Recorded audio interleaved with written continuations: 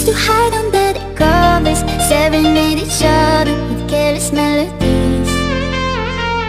Something buried deep inside us, the major and the minor, were like the